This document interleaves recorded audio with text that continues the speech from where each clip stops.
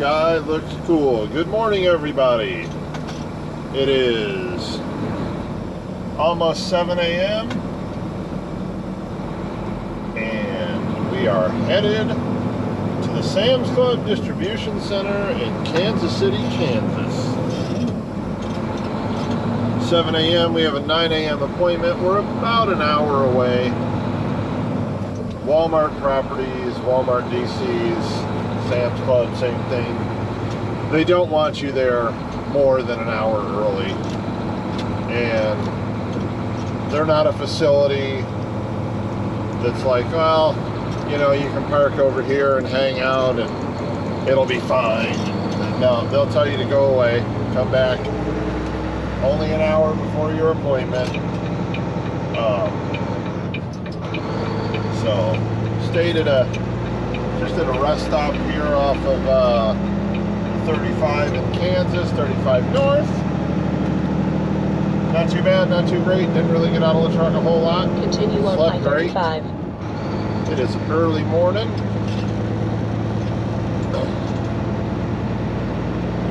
Hopefully we can get a cool sunrise here in the next few minutes.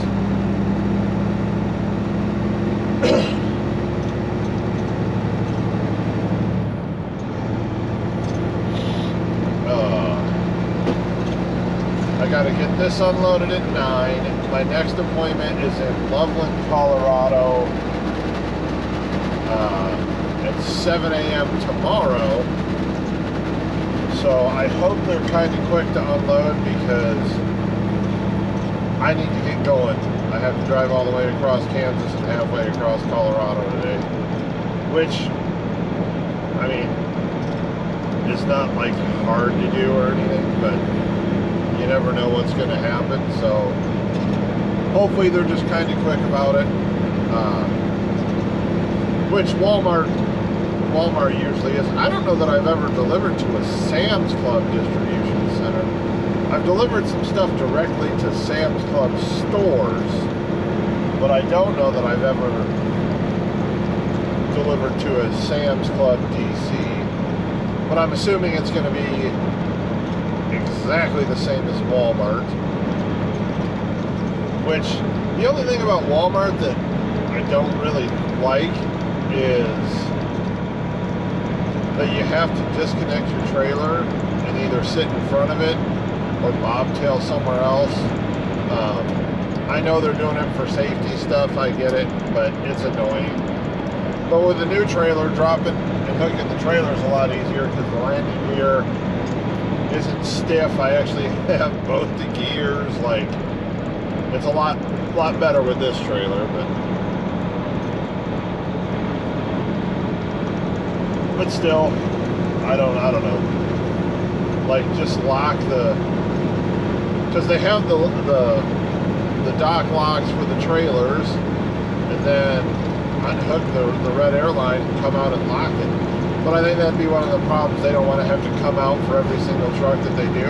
And I get that too, because these places are incredibly busy.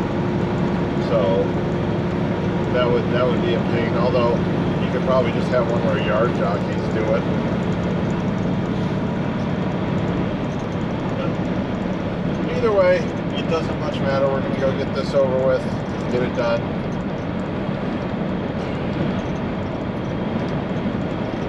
Like I said, the appointment's at 9. I really, and this might be very wishful thinking, but I hope by 11 we're out of there.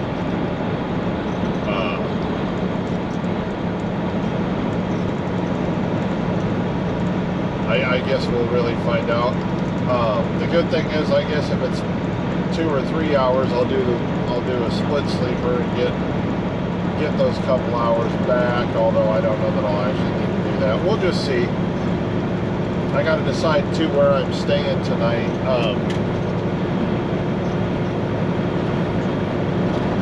There's not a ton. Well, in Denver by itself, there are like 0 truck stops that are worth going to. There's 2 TAs, a Sapp Brothers, and maybe a Pilot or a Flying J.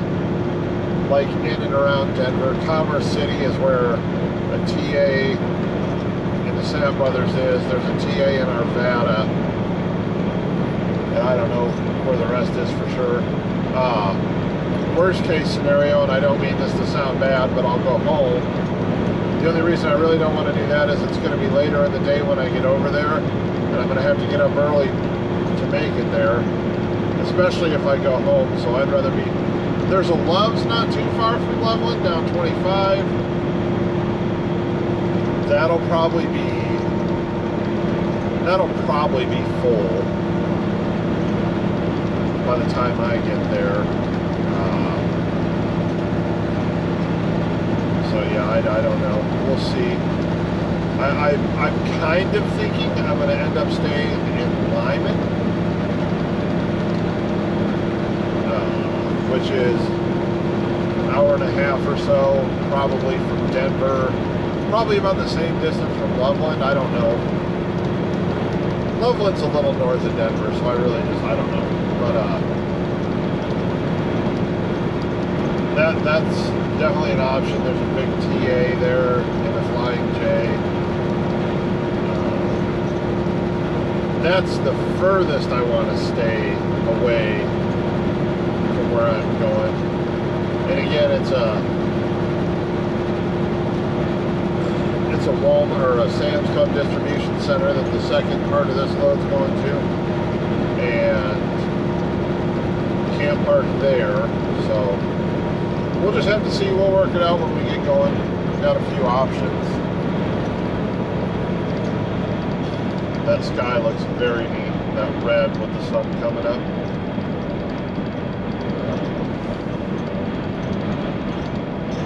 I should slow down a little bit. I should slow down and this guy should hurry up. But yeah, it looks like it's going to be a gorgeous morning, nice day, hopefully. Because I'll tell you, when the weather is nice and the wind doesn't just bombard you, Kansas is honestly probably one of the best states as a trucker to drive in. It's flat for the most part, especially eastern Kansas has rolling hills, nothing too ridiculous. Along 70. Western Kansas is flat, no hills, 75 mile an hour speed limit. Like, you can just go, which as a trucker is fantastic. So hopefully the weather holds out. The wind is the biggest problem. It gets so windy. And it's always either a northerly or a southerly wind, so it's just, when you're on I-70, it's just blasting you broadside, which just sucks. So, we'll see. We're going to get this unloaded. I don't necessarily need fuel, but I'm going to fill up. And maybe probably take a quick shower at a Love's. We'll just see from there.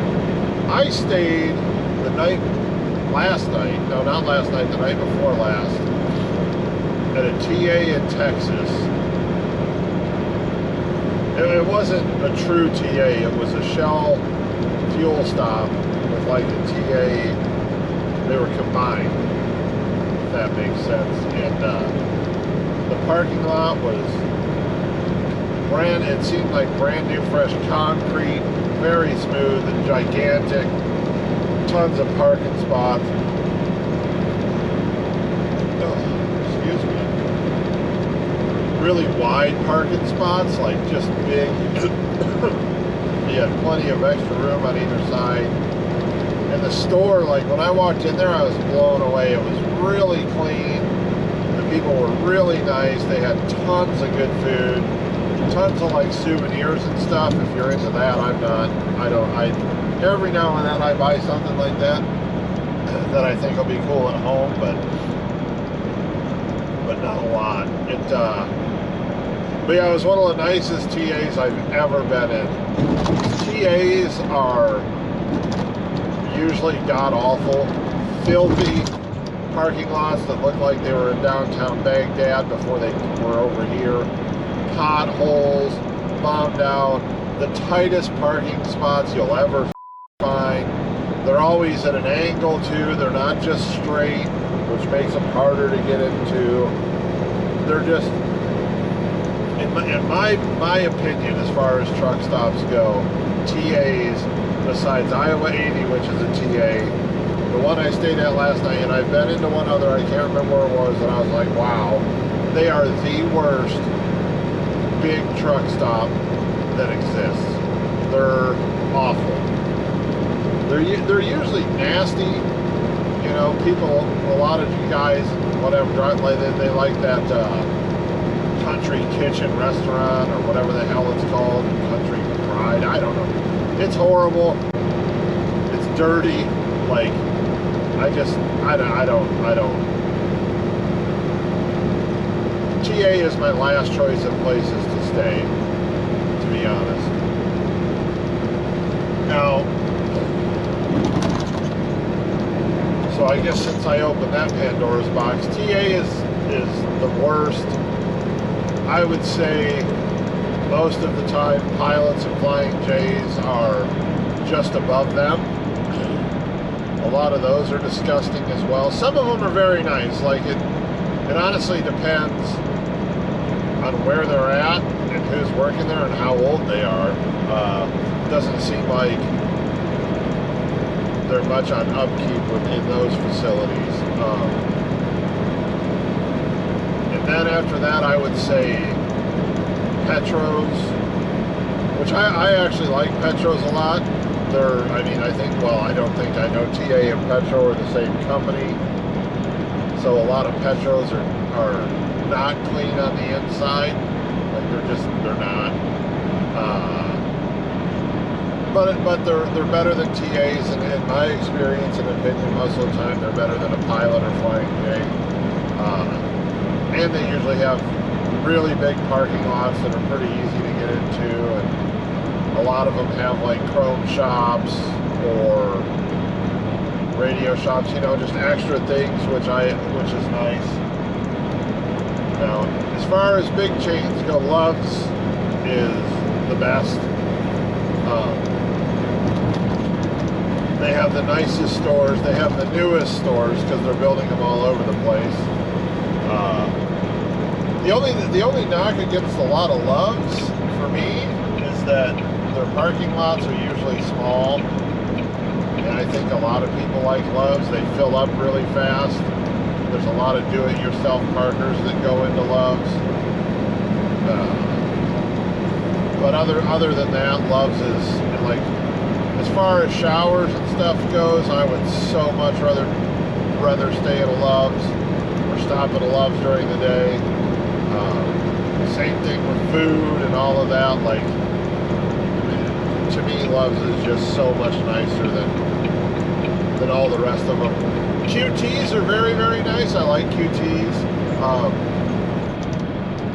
But the problem with QTs is they're more of a southeastern thing than anywhere else. They are building a new one in Colorado, which is cool. They usually have a lot better fuel prices. Like the big chain truck stops, and their fuel prices are absolutely outrageous. It's ridiculous what you pay for fuel there. Because then you go inside, and if you want to buy anything else, you're getting gouged for that too. But QTs are incredibly nice. They do not have big parking lots. They usually have maybe 10 spots. But their food is good. Their fuel prices are good. They're very, very nice. It's just they're not nationwide yet, and their parking lots are tiny. You know, and then you have like the mom and pop shops. There's a few. There's like a few Circle K's that have parking and stuff. They're okay too. But then you have the mom and pops, which some of them are great, some of them are horrible. I wish I could remember. There was one I stayed at. It was in Georgia, I think off of the 75. I've never seen another one, and I've never been back there since. It was one of the nicest truck stops I've ever been to as well. But you have to be careful too. Like sometimes their fuel is so much cheaper because it's horrible quality fuel. I know some people go, oh, it's all the same. It's not. Even if you look at the pumps, they'll say, oh, 20% biodiesel, 40% biodiesel, you know, crap like that. You really want just straight number 2 diesel, which, again, QT sells number 2 diesel. I think TAs and pilots have mostly number 2 diesel. I really don't know. But you got to watch out for the mom and pops, and some of them are just disgusting, you know. Yeah, so there's my early morning rant about truck stops.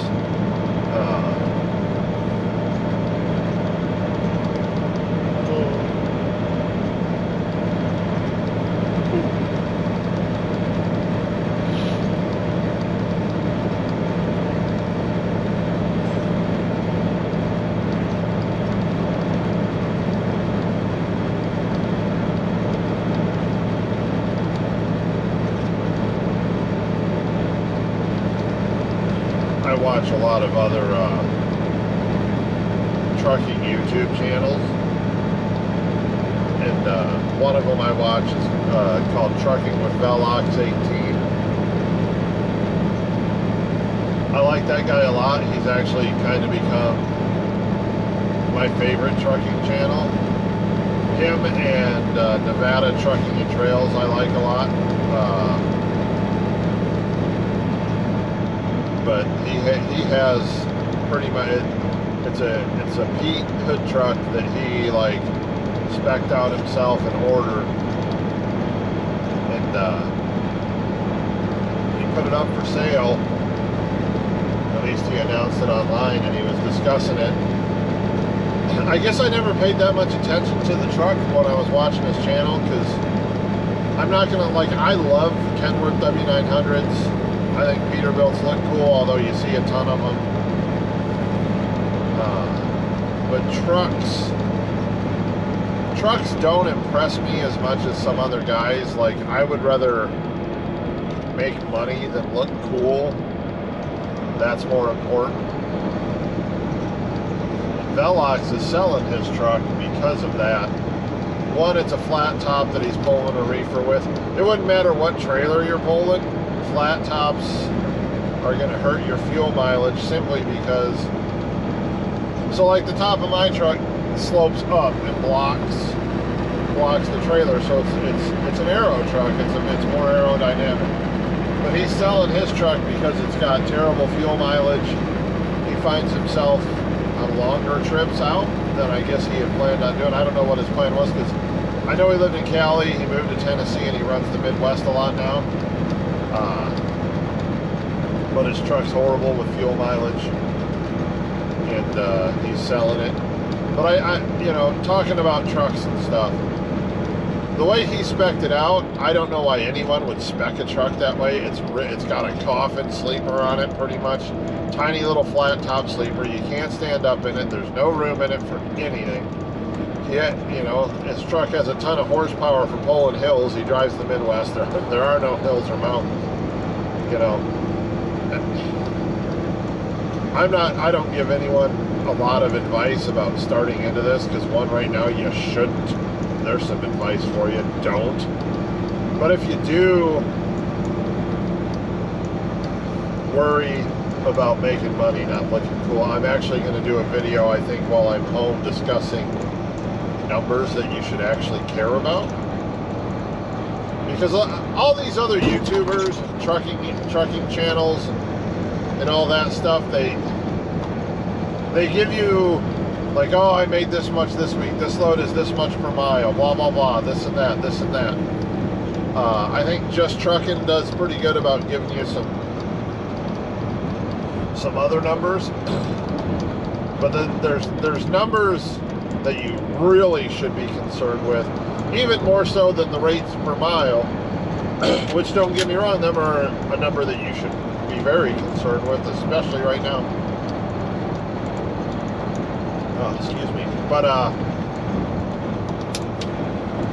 so to me, there's so the most important number I think you should take into consideration when you, especially if you're just starting on your new authority, your insurance.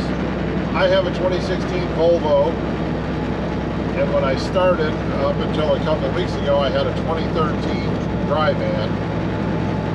And my first year, my insurance was like $2,100 a month. My second year, it actually went up to over $2,300 a month. And now finally, I did my renewal already. My other insurance actually hasn't expired yet, but I've already done a renewal with a new company. I think the company I went through is called UCI to shop my insurance, which just truck and put out there. It's like Unified Carriers Insurance or something like that. I'll have to look it up for sure.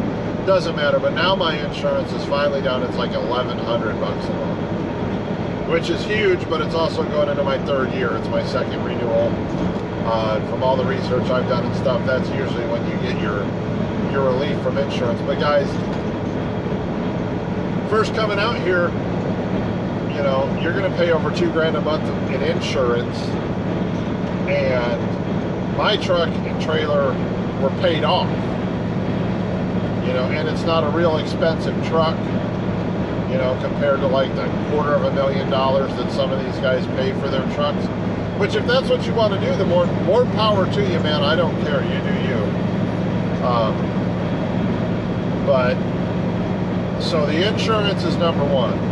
Number two, most people are not in a position to just go buy a truck and trailer or just a truck in cash, especially if you're thinking I'm going to get a brand new one and start this way.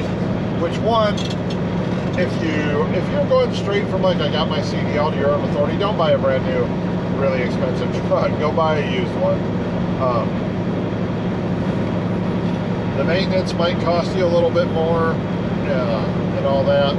But try to find a good used truck. It's not, I think that there's pros and cons to both. Like, a new truck would be nice because that's maintenance, you have a warranty.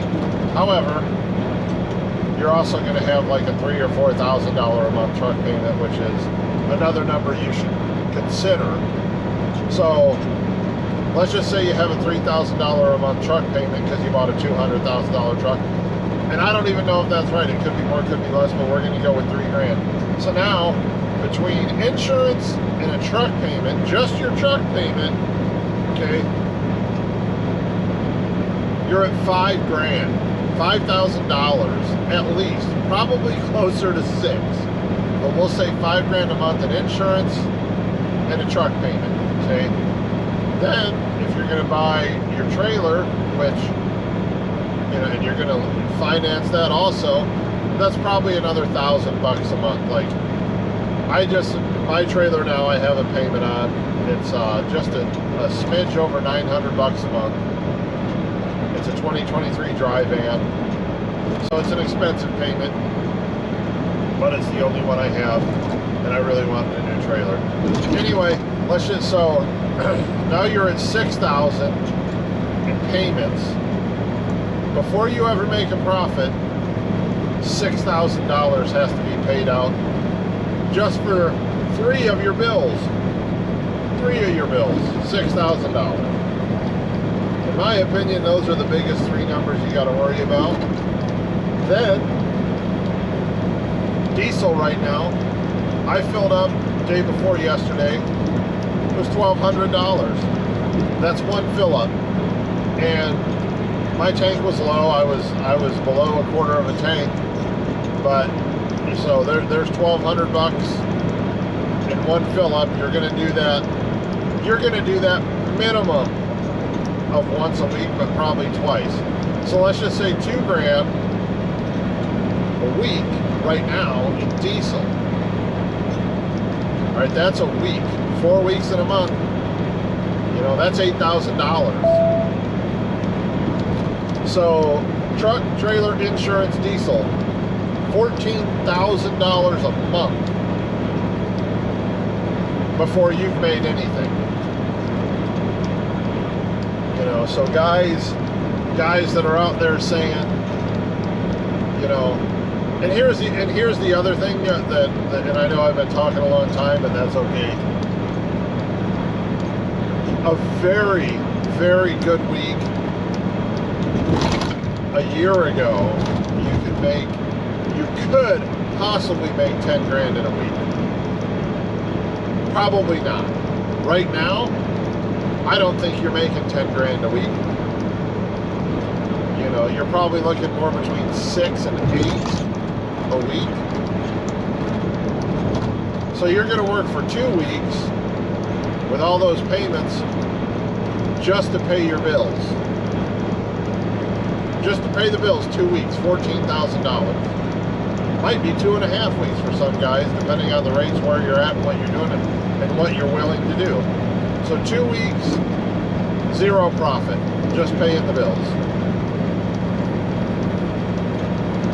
And then the next 2 weeks for that month, you know, you'll make some money. But there's other costs too. You got to pay for ELD. You got to, you know, there's maintenance, tires, all that stuff.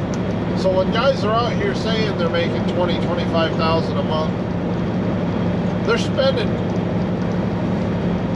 you know, $15,000 to $18,000 a month just to do this job. And this is guys with truck and trailer payments and expensive insurance just starting out. It's not a cash cow like some people would make it out to be. It's not. Okay. So if you're thinking about starting this, you really need to consider those numbers. You just do.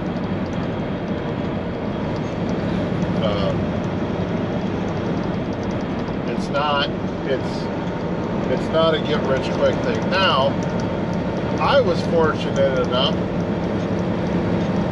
I own my truck and trailer outright. I do not have a lot of overhead in this business, and it actually went down between my new insurance. Even with my new trailer payment, my expenses have went down a lot. If you're able to buy a truck and trailer outright, or at least just the truck outright, you're going to be in a lot better position. You just are.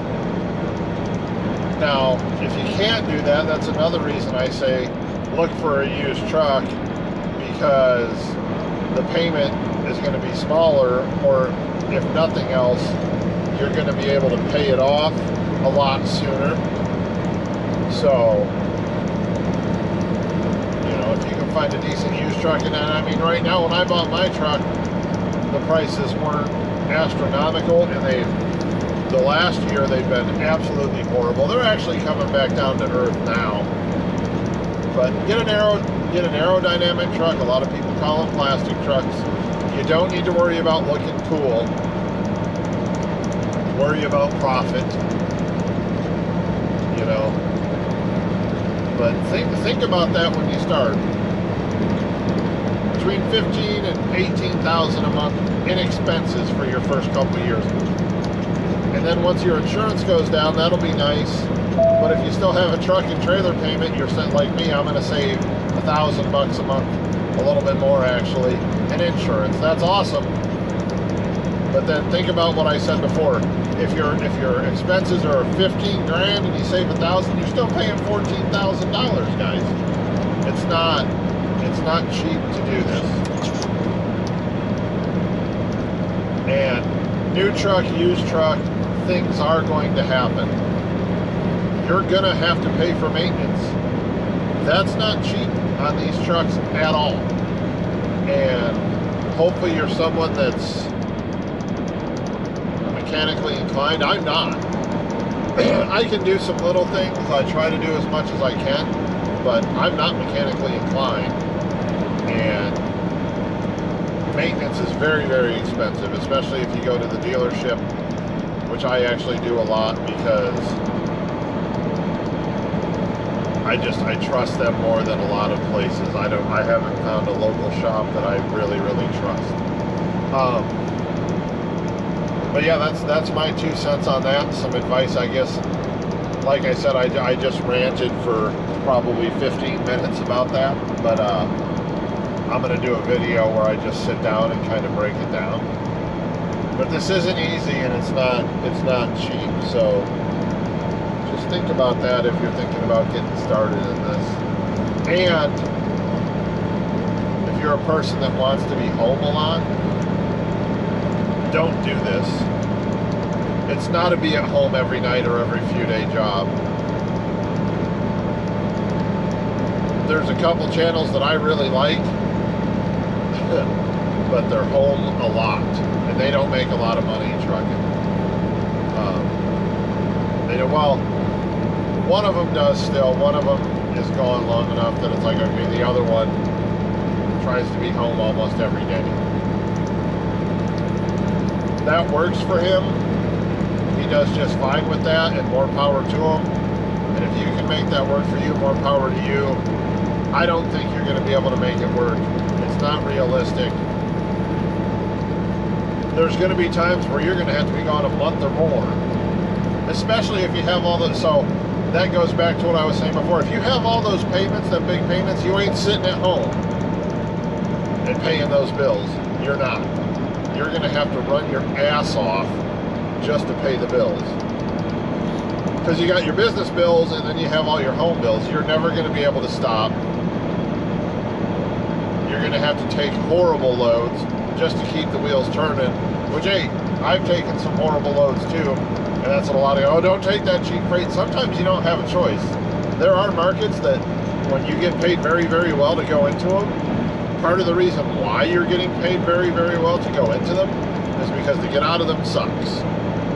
The Northeast, the Pacific Northwest, horrible markets. The Southwest, horrible markets. Honestly, west of the Mississippi until you get to California, horrible markets. And even those fluctuate. Like California sucks right now. You used to be able to, you know, you take something shitty going into California and get paid a ton of money coming out. Not right now. So there's a lot that goes into it. It's not. There's also channels that I watch that try to make it out like this is an incredibly hard business to run and there's so much to keep up on. And it's not. It's not.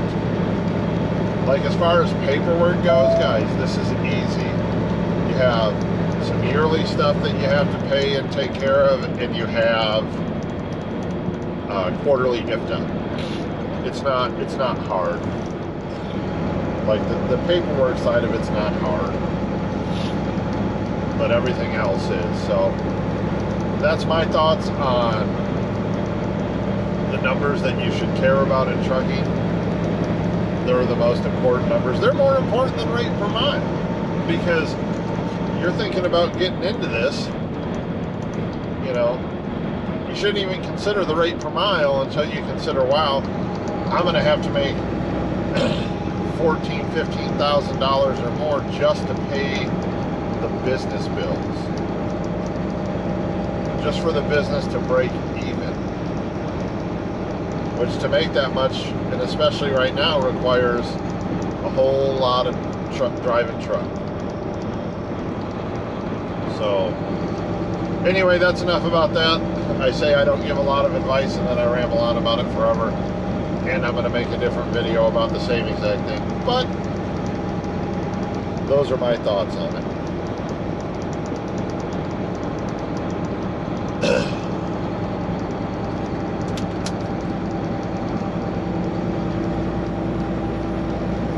We're only 22 minutes away from our drop. It's only 7:30.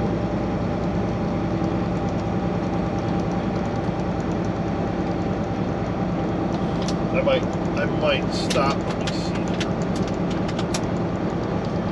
see if there's anywhere to stop in between where we're at and where we're going. There's a pilot really close to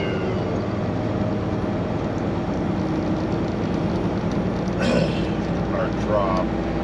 We might swing in there, but the problem with that pilot is that it is directly across from the Sam's Club distribution center, which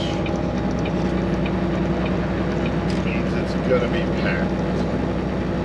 Any truck stop that is very close to a big distribution center, unless you're getting in there super early, they're very busy, and even then they're going to be busy because people are,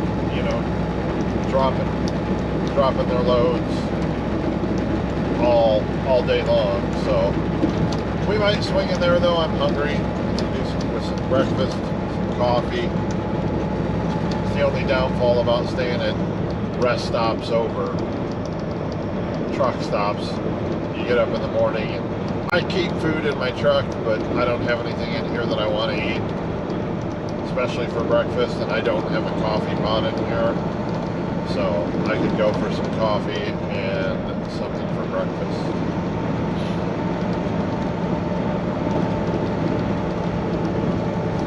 I don't cook in my truck a lot at all.